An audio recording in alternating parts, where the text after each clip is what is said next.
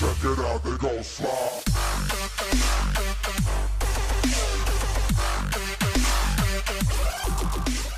The official report is out from Ubisoft. They're talking about how Watchdogs is going to run in terms of resolution and frame rate on different systems.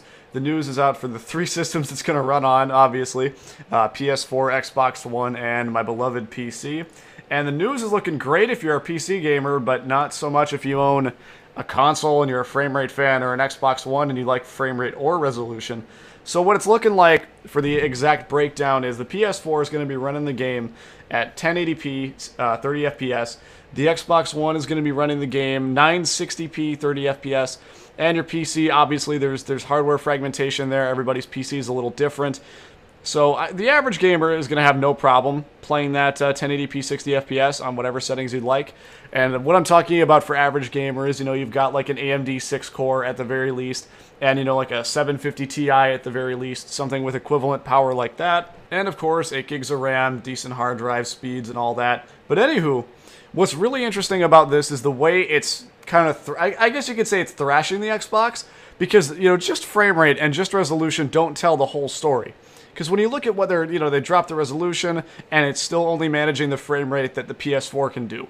So that's telling me a couple of things. One, keep in mind that the overall screen resolution the game is running at, right, and the frame rate aren't just the only thing that determines quality. What also determines quality is texture resolution, level of anti-aliasing, level of anisotrophic filtering, post-processing, ambient occlusion.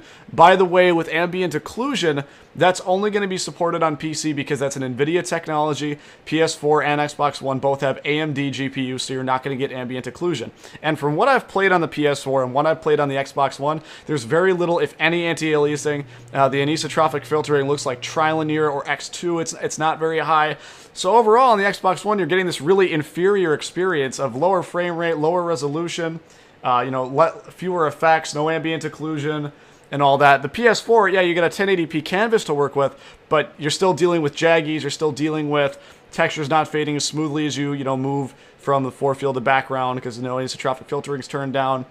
You're losing, of course, ambient occlusion, obviously, again, and all those other things. So the ultimate experience, according to just about every website, including the source I'm using here, is calling PC the ultimate version for obvious reasons. And even then, Ubisoft, it's good guy Ubisoft, actually, for teaming up with NVIDIA and doing all those effects. But also keep in mind, this is possible this generation because the consoles are PC hardware, so the ports are actually fairly easy. You just design the game like you're playing it on like a low-end gaming PC or a home theater PC, and then there you go, you got your console version. And finally, for those of you who want to play this game on PC and who want to get into PC gaming, but spent all of your money on a slightly higher quality than Walmart quality pre-built PC at your local whatever mart, as long as you've got something like a Core i5 or, an AMD quad-core, even like a Core i3 could just about handle this, a game, I think, on medium-ish settings. Go pop a $170 750 Ti on your PC, the reference clocked one that only uses 60 watts, and you're ready to go. That's what I've been recommending to all of my friends that have pre-builds that want to get into PC gaming, because it's a great little card. But enough for my shout-outs. What do you guys think about the resolution news? What do you guys think about PC being considered the ultimate version for once?